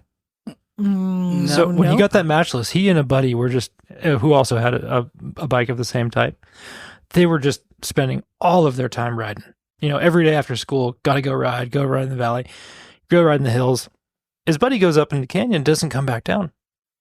He goes back up to see where his buddy comes, and they collided head on. Oh, no. Real bad wreck. Jeez. So much so that Malcolm's left leg was broken in about 7 places. and the ambulance came. Yeah, there's an ambulance in the background here. They took him to the hospital. They were looking him up, and they were told his mom, "We got to amputate. Oh, wow. Whoa. We got to. The leg's not going to last." Huh. And his mom said, "I need a little bit of time to think about this," because she knows, that's a big change in a kid's life. Yeah. She went and found a doctor from somewhere else, somewhere up in Los Angeles, miles and miles away, got him there. They did a bone graft from his hip into his leg when he was like 15. Whoa. In the 50s. Yes. Right. Yeah. And his mom fought for him and nursed him through this, and they did this whole thing. Imagine and, the pain. Oh, my goodness. Oh, man. But that was just one of the first times that he broke that same leg. Well, I have another leg story, too. Yeah. In 1968, he had to skip the international 6-day trial because he broke his leg. Left leg. That was the same leg. It was the same leg. Yeah. Really? So what does he do? Instead of laying in bed, he grabs a dune buggy, runs the Stardust 7-Eleven race in the desert near Vegas, and wins the thing in 37 hours with a broken leg. Yep. Oh, Jesus. That's badassery right there. Yeah. Wow. So, And do you know what his first off-road bike was? Matchless, right? Yeah. No. It was that Lambretta. because I found a quote that says that he and a friend would explore the area around San Bernardino National Forest with the Lambretta, and they converted their scooters to off-road machines by screwing in the used cleats from the local high school football team into their tires. Yep. they got the used cleats from the coach, and Oh, that's awesome. I thought that was wild. wow. So here's something I thought was interesting. So at the age of 20 years old is when he got a job at a nearby shop called K&N Motorcycles. Yes. He was brought in to be he became the service manager at their shop. By 5 years later, he had purchased the service department from them, and by the next year had purchased the entire shop. So, and was a Husqvarna dealer. So by 26 years old, he's got his own motorcycle shop. And I believe that when they sold the shop to him, was when they went full time into the filter business, wasn't it? Well, I couldn't make that connection because it was Yeah. KNN. Yeah, and I found somewhere a reference to Kenny that. Johnson and Norm Macdonald. Yeah, that was the start of the K&N filter company because they got out of the motorcycle shop business and went into making filters. I'm glad you made that. I was trying to make that connection and I didn't. But yeah, the year that he bought the dealership, took it over, was also the first year he entered into the ISDT. So, Cool. like, Actually, I can confirm that story is true. there you go. Yeah. Yep. So he enabled them to make K&N filters. Right. It is kind of fascinating how, this early years of really competitive motorcycling in this country, how many people were shaping every part of it, not just the racing. To find out that Marquez was, making boots or helmets or tires or something like that, you'd be like, what? Like Scotty was saying, there's probably he probably tricked out all sorts of stuff on the bike, right? Everything, yeah. I thought one of the other good ones was the tool bags. Okay. There was a requirement that they had to carry all their tools for the 6-day racing, and everybody's doing it in a backpack. But he made a little tool bag that fit down in between the airbox and the sort of carburetor. Yeah. And he moved all those tools down there. It made his backpack lighter. Oh, wow. And lowered the center of gravity. Yeah. So he was doing all kinds of little stuff like that. Yeah. And that makes a huge difference on your exhaustion while you're riding. Because if you're carrying weight on your back, that will wear you out really fast. That's a pain in the butt. And also lowers your center of gravity having it down lower too. Yeah. So yeah, it's brilliant stuff. So I believe, did he win 6 of the international 6 days? That's ridiculous. Badass. Yeah. And I never found out, did he do trials riding? Because I found it's called International 6-Day Trials. Yeah, I don't think it's trials racing. It's not the same. It's not like the same. I don't observe trials. I haven't read anything about him doing trials.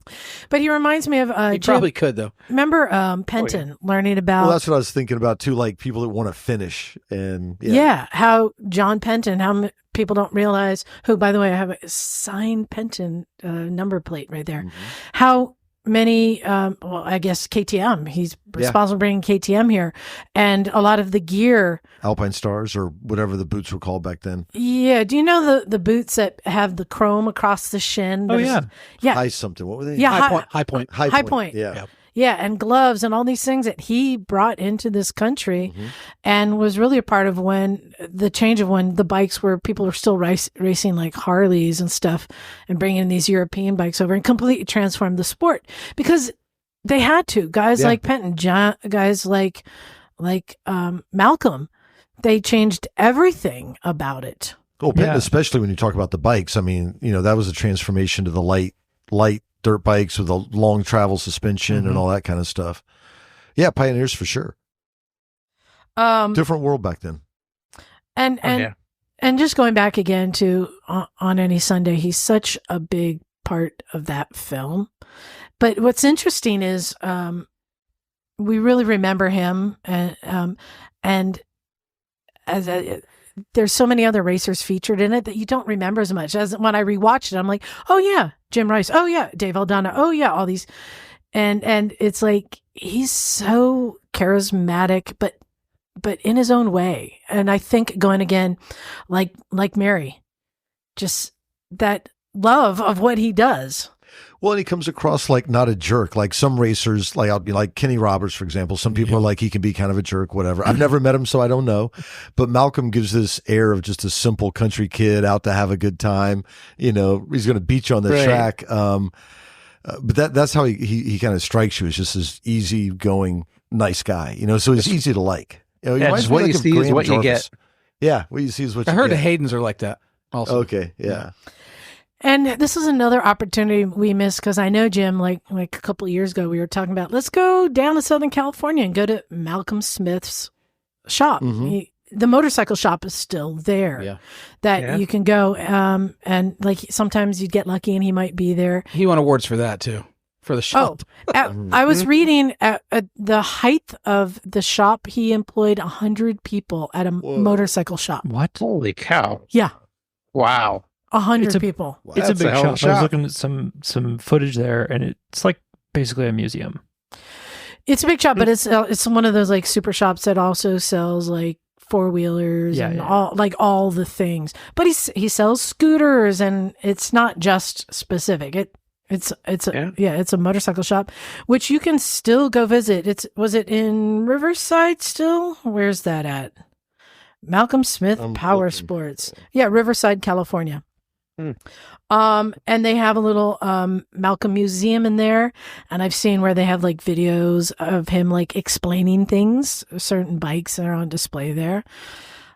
We missed the opportunity to get to see him, but I do have somewhere, Jim. You say there's a picture of me and Malcolm. Yeah, we took it at the Quail. Oh, nice. Do you remember? I totally forgot until you said that. And, when he was at the Quail that year for what was the theme that year? I can't remember. I don't know, but that it makes total sense. And I think I kind of remember going, "Oh my God, Jim, there's Malcolm Smith." Yeah, oh my God, totally. That's exactly how it was. Smith. Yeah. Oh my God, and just kind of stalking him until we could like find an opportunity that I could jump in there and politely ask, "Can I get a photo with you, please?" It was like seeing he's a huge, he's like a rock star, you know? Yeah. Yeah. Hey, he's a pioneer. Oh my gosh. Yeah. Oh, they were they were honoring him that year. So he was being honored at the Quail. Yeah. Right. And both him and Mary in the AMA Hall of Fame. Yep. Yeah. Want to go and say that? He's in the Motorsports Hall of Fame too, which is all motorsports. He's in a lot of Hall of Fames. I think Mary is in several others too. Yeah, as well, right? apparently they have a lot of different like dirt bike and off-road and Baja and blah, blah, blah, blah, blah, blah, blah, blah. All sorts of halls of fameses. But did anyone else have any other stories they wanted to share? Or anyone else want to argue with my declaration? He is the best. No. I truly one of the best. No. I truly believe that style of riding takes the most amount of talent to be able to ride in those conditions. It's a lot, yeah. To be able to ride at the pace he did above everybody else. Well, what were the three disciplines they used to race in? Like flat track, road racing. Well, TT was part of flat track. Okay, so TT, it's a flat track with a right-hand racing, turn and a jump, and then something else. Yeah, but I thought there were three. Well, there's trials, jumping buses, road racing, jumping buses, trials, road racing, flat track, and enduro early motocross. So I think if you did, because you could get the Triple Crown if you won all three. You get so I think that's Grand National Champion. But you had to do road racing and flat track. Right. So I think that would probably be a better, which he never who's got. more skilled. He didn't road race. You got to look at that stuff. Yeah. Both of them. Did he? I'm checking. There's something though about the kind of racing that lasts so long that it's a battle to stay awake and keep your wits about you and be able to still ride at a really high level. Now there is there's 24-hour races in motorcycles too. Yeah, sure. And Baja 1000. Well, road racing. But those things don't count in to the Triple Crown like you're talking about. Right. Okay, I'm going to further argue that in road racing, even if you take somebody like a Rossi, somebody who's great, they learn that track. They repeatedly go around, and it is the same every time they go around, and they learn that track. True. You don't learn like 6 days. Like it's every foot. Oh, you found the picture. Send it to me. Yeah. Every foot is different. Yeah. Because it all depends on which route you take, which line you take. Yeah. Yeah. And every time you go around, it's going to be different because the conditions are changing. Yeah. But you're also not going 200 miles an hour. You might not be. No, I'm definitely not going 200 miles an hour. Well, the one thing, like I think you mentioned, if you do one of these Ironmans, like Baja 500 Ironman or 1000 Ironman, that's like next level shit. Yeah, yeah. You're riding hard and fast and exhausted. Possibly at night. Yeah, exhausted, maybe with broken stuff. So and it's brutal on you and the bike. Yeah. One of the best, not the best. Okay, so Mary and Malcolm race. Who wins? What's the discipline? I think Mary. She was fast, dude. She was fast. I think Malcolm had better equipment. Okay, let's make it even. Which one of them could jump more buses? Oh, I'm saying Mary. Mary. Yeah, Mary. I'd put on Mary. Yep. That would be quite a race. So both on identical bikes on an enduro race or something. So oh my god, I'd like to know what our listeners think. Who's the best motorcycle racer ever? of all time, Was Malcolm Smith it? Come on, listeners. Yeah, I think it's Back me up here. No, I want to ask. Okay, listeners can answer this too, but y'all here.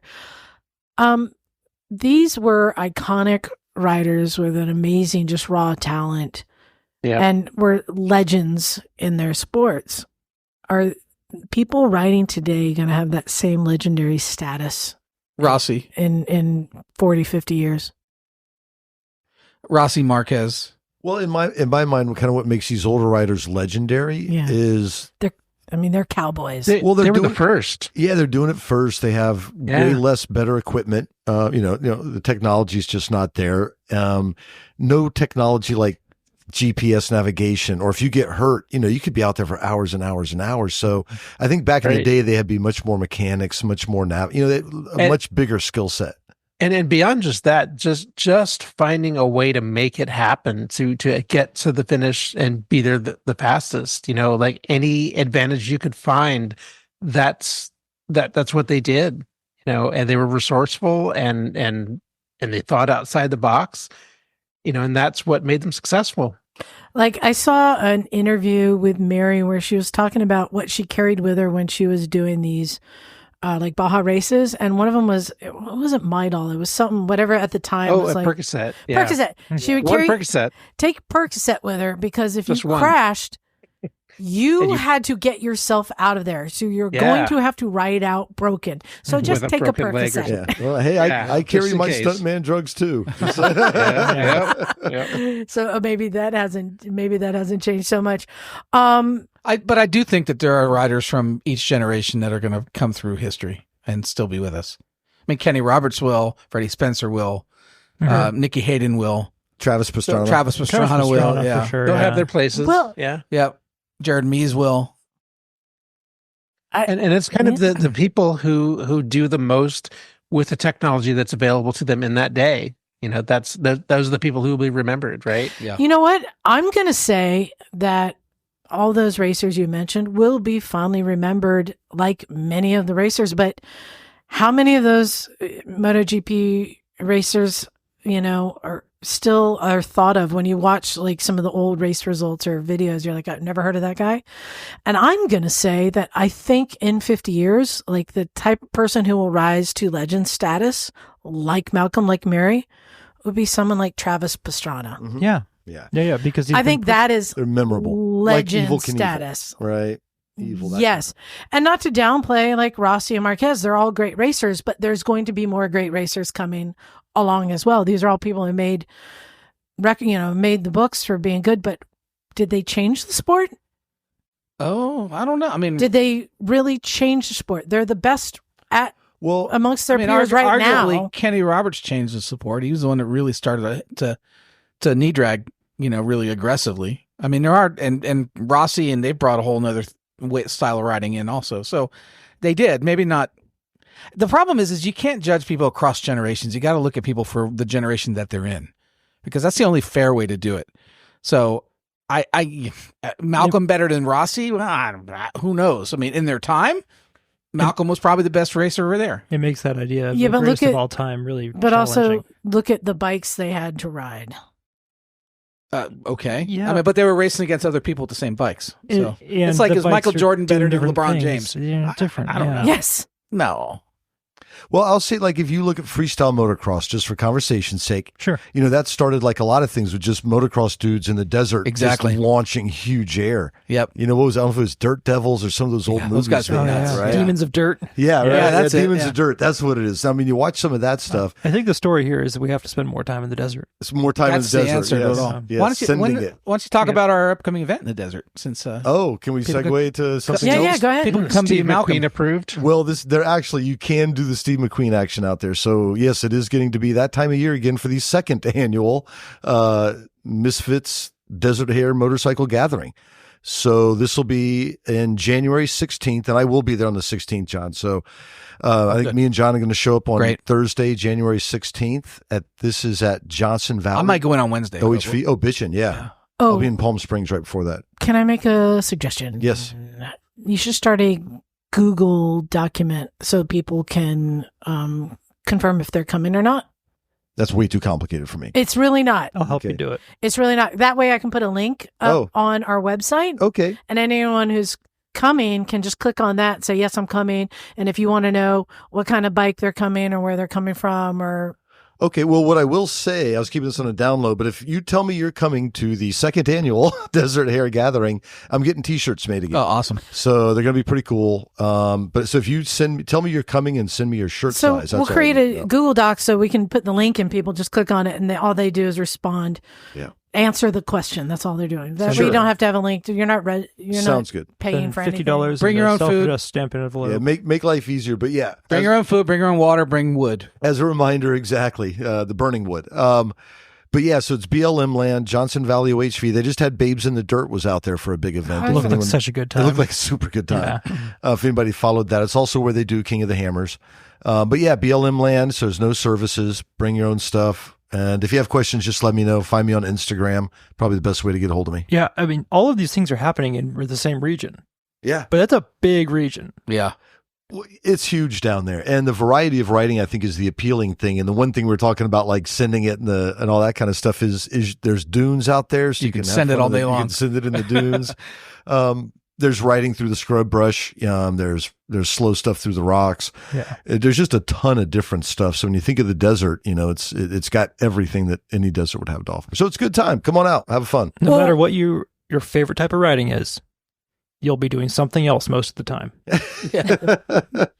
And since we're talking about our events, Yeah. I wanted to talk about February, specifically the one show. Viva Las Vegas. Ooh. Yes. So I've been talking to one show to see how we can participate and maybe may have our own like little booth or something. I'm not sure how we're going to do it, but I realized I think there's potential for a lot of listeners who want to come to Vegas for the one show, and that maybe we need to do like a meetup or something or a night or I'm not sure. You Yeah, guys totally. want to Oh, do yeah. that? Yeah. Mm-hmm. That sounds like a good idea. Yeah.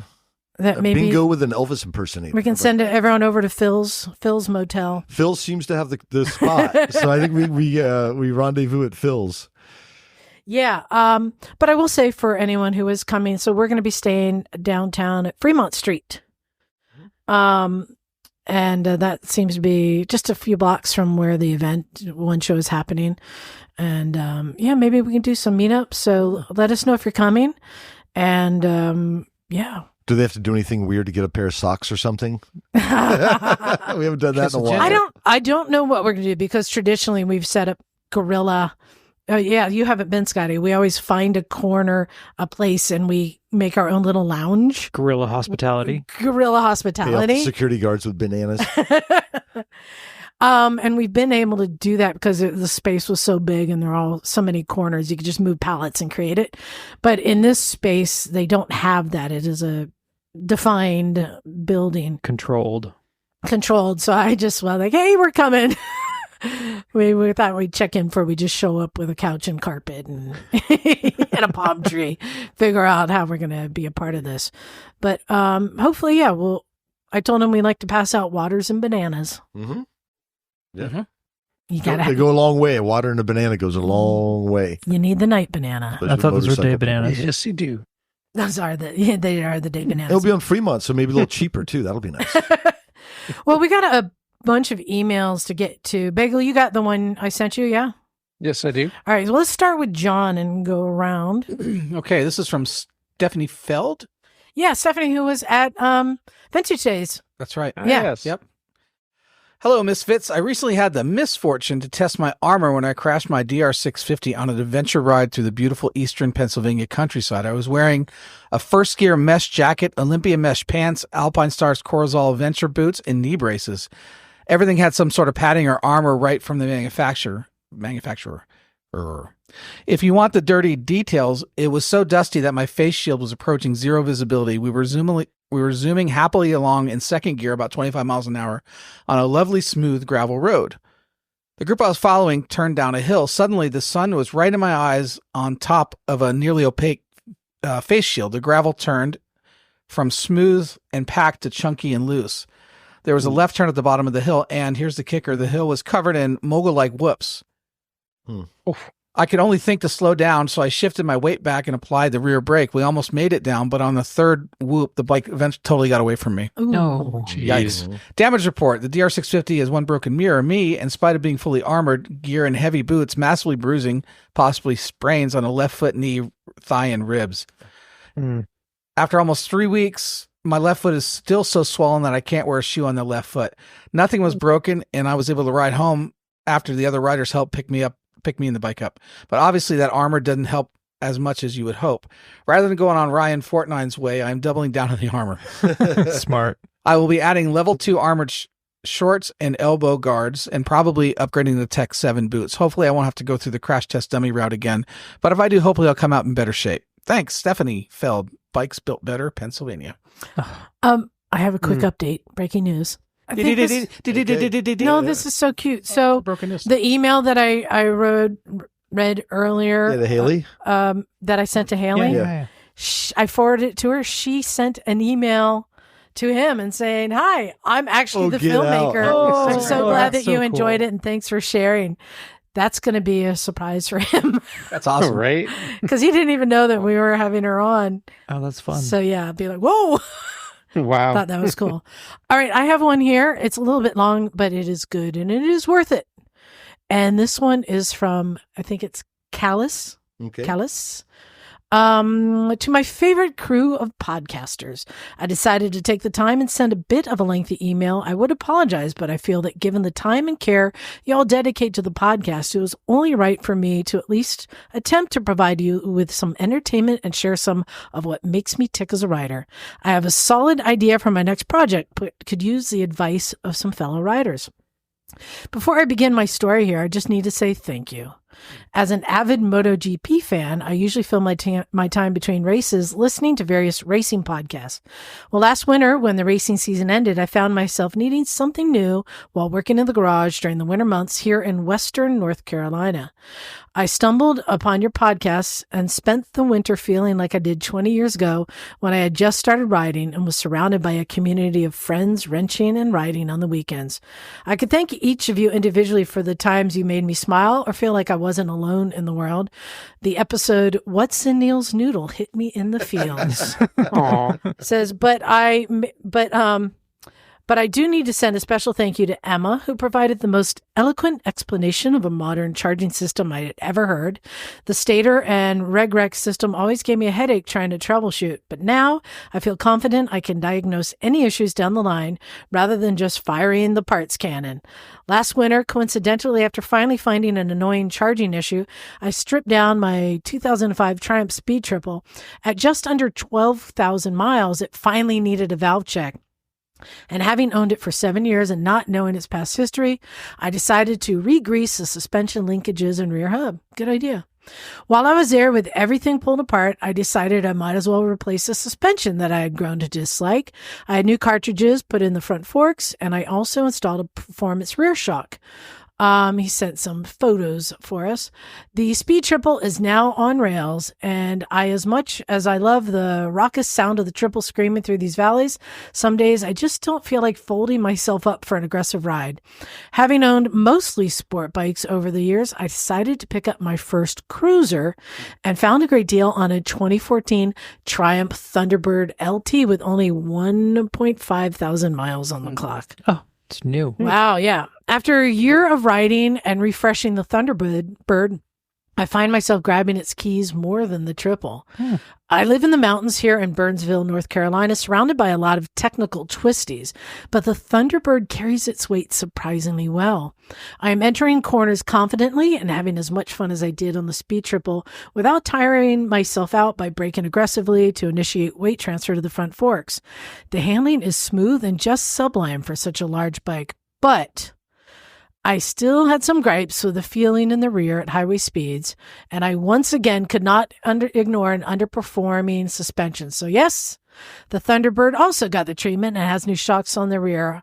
It's a night and day difference, and the bike is a keeper. I now have 2 bikes in the stable and no desire for a third yet. I love wrenching almost as much as riding, and it seems like every month I talk myself out of purchasing a vintage bike to satisfy this ever-present temptation to spread parts across every flat surface of my garage. Sound familiar, Scotty? There's no flat surfaces in my garage left. I've checked that vintage box already with a 1978 CB750F barn find that I brought back to life about 10 years ago. It was cheap, I was broke, and I poured my blood into that bike to keep it running as my city commuter. I guess turning a wrench is in my genes. My paternal grandfather was a mechanic, and after my father immigrated here from Jamaica in the 70s, he spent his free time building and racing Mustangs on the street and gassers at the drag strip. I, in turn, spent most of my childhood summer weekends at classic car and hot rod shows with my father, and while I've always wanted a hot rod of my own, having fallen in love with motorcycles, I want to build something on two wheels. You know, a conversation starter. Beautiful to look at, sounds amazing, pushing more power than you need just because you can.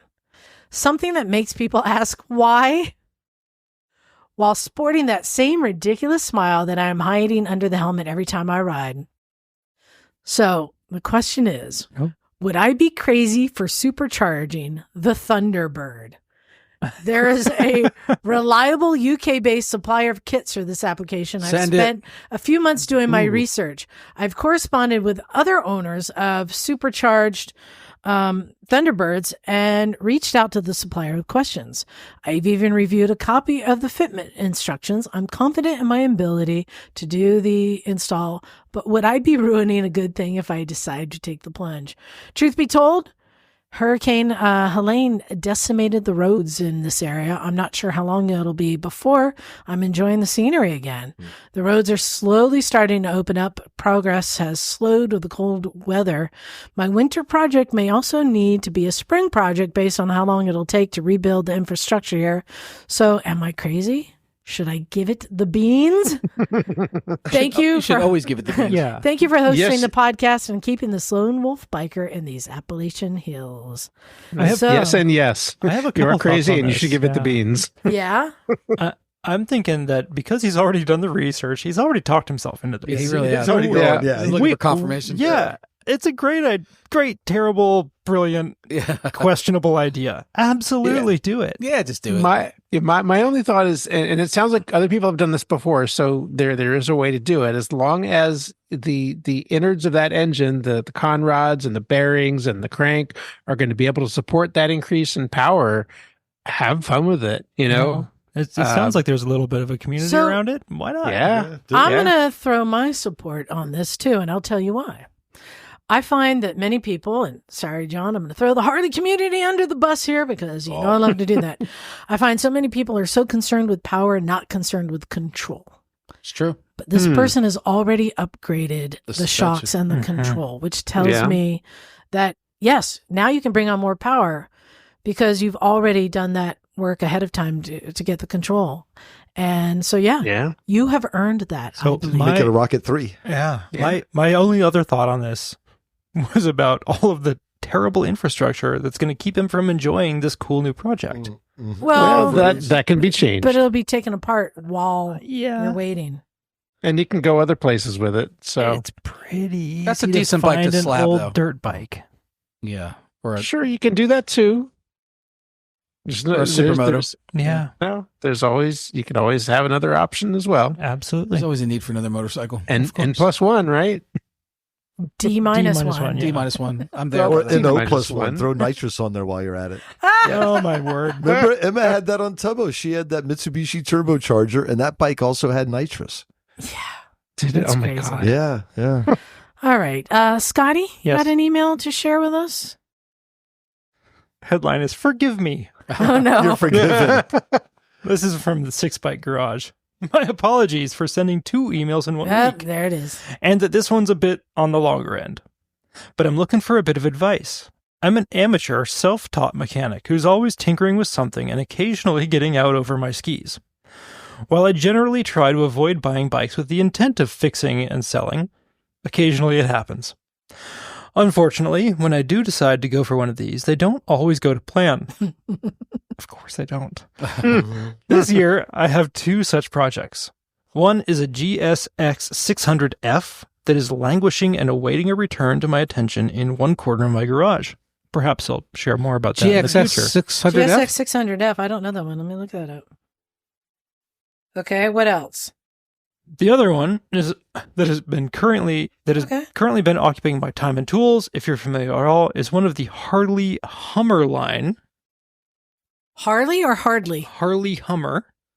Harley Hummer. Like old school 50? Yeah. Like war Produced from reparations, 1948 to 1966, though technically they weren't all Hummers and had a variety of other model names. I wasn't looking for a project like this, and when a relatively complete 61 Super 10 was offered to me, I initially said I wasn't interested. After doing more research, however, and learning of its origins, originally the engineering was based on designs from the German MFR DKW, and were the basis for the BSA Bantam, Yamaha YA1, and Mokba M1A, and possibly others. And its relative rarity, my interest was piqued, and I changed my tune and took it in. Initially, I thought it would be pretty simple to get it running, as it's a simple 165 two-stroke cylinder, and it kicked over and shifted freely. That turned out to be overly optimistic, and lately I've been spending evenings trying to figure out how to split the cases without accidentally wrecking anything along the way. I am well outside my comfort zone. The cylinder bore is clean and smooth and appears to measure within the original spec, though I should confirm this with more accurate measuring tools. The piston is the original standard piston. It has some light marks along the face, but to my untrained eye appears to be in good nick to reuse. The rings, however, are badly worn, and the ring gap is hugely out of spec. You can see with the naked eye how much thinner, perpendicular to the cylinder wall, they are on one side of the gap to the other. So I know this is a lot of backstory, but I'll come to the crux of the matter. I would like to just re-ring the piston, but standard rings of this size don't seem to exist anymore. One option would be to get a fourth oversized piston and ring set and bore out the cylinder, which I don't want to do as it seems such a waste of material to make that jump, and I frankly can't really afford it. The alternative is to find rings from another application and try to use them, and I think that I've been able to do so. This is particularly tricky as the rings are an unusual size in the height dimension, parallel to the piston travel, at 2.38-ish millimeters. Piston rings I found are apparently from a compressor and were ordered through eBay. Oh, I'd love to hear it. I have compared them to the originals. They look like a good match, bar one issue. They do not have notches on either side of the gap for the locating pin. The pins are the type that are recessed, so the ring gap closes over the top of them. I'm looking for advice on cutting, grinding, or filing the notch into the back of the piston. If you have any thoughts, they'd be greatly appreciated. As somebody who doesn't rebuild engines, but I'm going to say when trying to restore these kind of things, you have to modify things like that. What do you think, Daniel? Well, my thought is you need to cut the notch into the piston ring, right? So it would fit in, because it's got a little pin inside the piston. That's what I was thinking too. It might have just been a typo here. But another thing too is this was originally a DKW bike, and you might have luck finding actual spec rings from Germany. I don't know if they've looked there before, but there are a lot of vintage hobbyists in Germany who keep these old bikes alive, and there's a very good chance that there are piston rings for this bike that can be found in Germany. I don't know for a fact, but I'd say it's worth looking to see. How do you search for something like that? Actually, I have searched on eBay. You have to change the country code. Yeah, that helps. Yeah. The word in German is Kolbenring, Kolbenring. So look for DKW Kolbenring 125. Maybe you'll find something on German eBay or some other. There are all kinds of other like little motorcycle shops in Germany, and there might even be a DKW club that has parts. I don't know for a fact, but take a look, see what's out there. Yeah, that's a good point. And all of those people will probably have some activity on a forum. That forum might be in another Very language. Use Google Translate. I was looking at the Harley Davidson Hummer. Top speed of 50 miles per hour. Yep. Cooking. Yep. Oh, yeah, said the person who came on a monkey bike. All right, Jim, you have one there? I do. Okay. This is from Ethan Mailer. Oh, you didn't bring your glasses. No, I didn't. Oh. So I'm doing my best. Ethan Mayer, sorry. Hey, Ethan. Hey, Ethan. Hey. Yes to trials. Yeah. Dear Misfits, Ethan in Portland here. I wanted to say thank you for the great episode on trials last week. Up here in Oregon, we have a robust trials club named Columbia Observed Trials Association, COTA, a play on the decorated Montesa Trials bike name. All right. Last year, I bought my first a real trials bike, a Beta Evo 300 4-stroke, and subsequently didn't ride any of my other bikes for about a year. I rode so much that I was able to somehow snag first place in the intermediate category at the Canadian Trials Nationals in Victoria, BC. Well done. Ooh, Well done. nice. Congratulations. That's great. It must be beautiful up there, too. All right. Self-agendizing aside, I've had such a blast learning trials, and I can echo Brian in saying that the trials community is one of the most supportive and inviting groups of motorcyclists I've ever known. I've gotten so much so much informal coaching from guys who have been riding trials longer than I have been alive. Just show up and you will learn. One thing I wanted to add is that y'all didn't explicitly mention was the applicability of trials bikes to trail riding. I would be, okay, cool. We like that. Riding trials competitions is great fun, but riding trials bikes on gnarly single track in beautiful places can be pretty fun, sublime as well. Or pretty I'm sure. Sublime. Yeah, totally right. Especially if you're not terrified. The low gearing standard, 3.5 to 4.5 PSI in the rear tire, low standover height, sub 150 pound weight of many of the modern trials bikes makes navigating tough terrain easy, or at least easier than a full-size dirt bike. The used market on trials bikes is quite good right now, with the 219 models going for well under 4K. Locally. So grab a trials bike and go riding. You might not go back. Well, I think that was one of the things that always attracted at least me to it, because I watched like you ride or Craig ride, and you guys are so good at it. The balance and the slow stuff, like especially like the downhill slow stuff. I was thinking about that, Ethan, because we're talking about this and these events and things. And it's fun to do and cruise around, or like the idea of riding in your backyard is super fun, right? But I was thinking back to this ride that Douglas and I did a while ago, where we were hustling XR650Ls down a pretty gnarly, rocky single track on the side of a cliff. Yeah.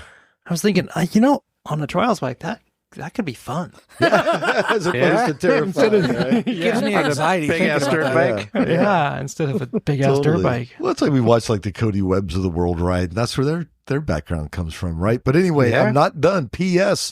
Here's a limerick for you. Okay. Ah. Oh, wait. Before you read it, I think there needs to be a correction. I think there's a typo. On what? Oh. And the limerick. Oh, I can't read that well, so Scotty's going to read the limerick. Okay. A trial bike is a mighty fine good thing.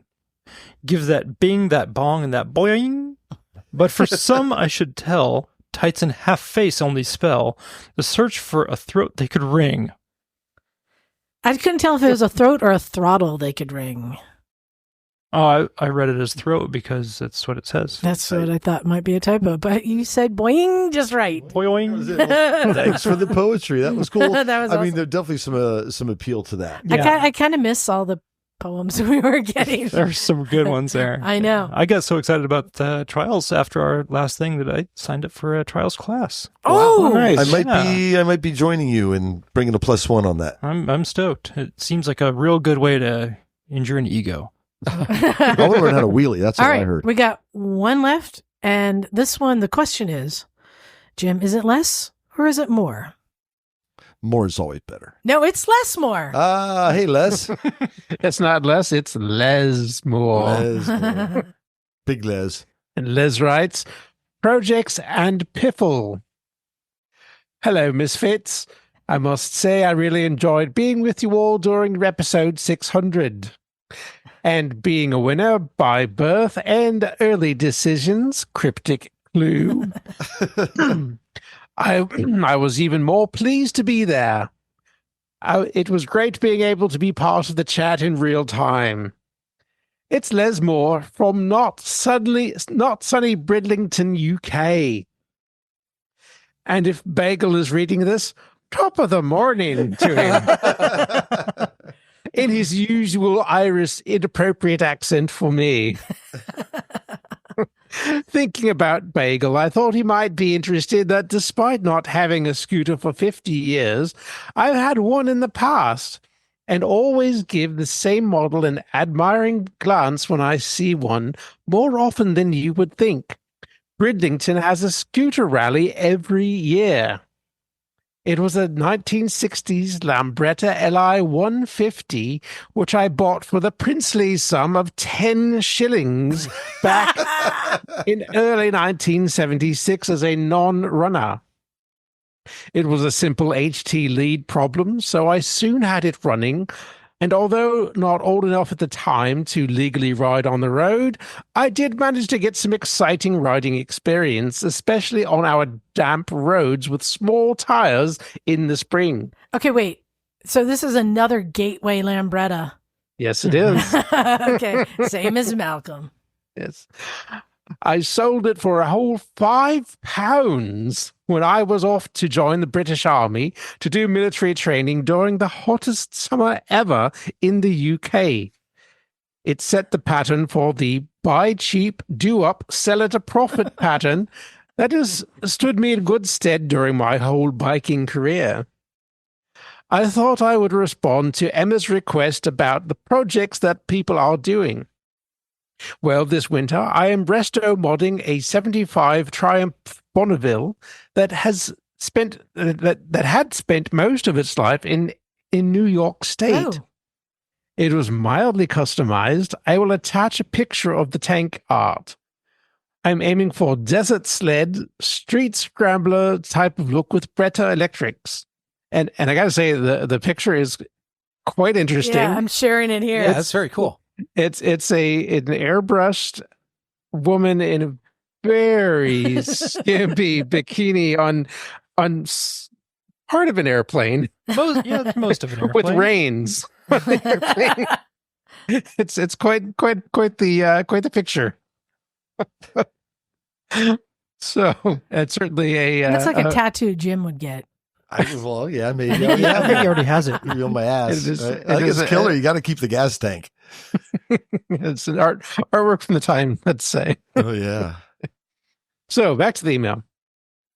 Emma said that British bike projects need patience, and she is so right. This project is trying mine. It was made just after the Meridian strike and lock-in, so the company was strapped for cash and quality control wasn't a high priority. I discovered that the engine had a major upgrade in the past, having had nickel-plated aluminum barrels fitted to replace the usual steel ones. Oh. This came as a real surprise when I found that a magnet wouldn't stick to what I thought were steel cylinder liners. This has given me knock-on problems due to stainless studs and probably a composite head gasket, which seems to have welded the cylinder head on. Oh. As an aside, I know that you don't always hold Chinesium repo parts in high regard, but you should add Chinesium tools to the list. Oh. I have broken 2 of the same special tool which I have recently bought online, just getting the clutch hub off. And I can't find anybody selling any proper made version of the same thing, so patience needed once again. Our weather is so damp at the moment that water is finding its way into my workshop, Oof. so I'm having to sprint to keep ahead of the rust on this project. I really do find the damp and miserable winters here so depressing. If anybody wants to see how my project is doing, I put videos on the Spanner Rash channel on YouTube. There you go. That's cool. And I don't want any comments about how much I look like the laughing gnome in my green overalls. We're going to that now. Take care. Lots of love, Les. Ah, thanks, Les. Well, Thank come to you, sunny Les. Santa Cruz, Les. You Yeah. come take a I know, vacation, let's man. Someday. You mentioned some rust challenges you were having earlier, John, and it just occurred to me after listening to Les's thing that there's a product that I've been using for years to inhibit rust that What is I it? don't know if everybody's aware of it. It's called Bow Shield T9. What does it do? BOE, like Boeing, they are it's just a rust inhibitor. It's a light film of oil, and you wipe it on. Comes in a big spray can. Works great. Especially living here close to the coast. Yeah. I just use KY jelly. That'll work too. Yeah. Smear it all over. BOE, like Boeing, the airplane company. Shield, Bow Shield T9. Was it designed for aircraft? I don't know. Stuff, I like to believe so. Yeah. Well, but it keeps things from rusting pretty good. yeah, okay. I won't shatter your belief then. That you don't like it? No, that it's not made for Oh, airplanes. thanks. Well, there you go. In fact, it's got an airplane on the label, so maybe that tells you something. It feels right. Two legends in motorcycling, and just sad that they're past, but they lived long lives. Yep. They changed lives. They both were pioneers, trailblazers, and loved what they were doing and had a spirit that was just infectious and carried over. So just big I guess let's give a little of a cheers, or how do you say? Sláinte. Pour one out for him. Pour one out for Malcolm Smith and Mary McGee. May we all live our lives that way. Yes. And may they influence riders for years to come. Yep. Yeah. So this is that time where I get to say you can head on over to motorcyclesandmisfits.com. I updated the calendar. I think I can create a Google sheet for you if you want, or if you guys want to create one so people can just reply if they're going to be coming to your event. And come join us in Vegas.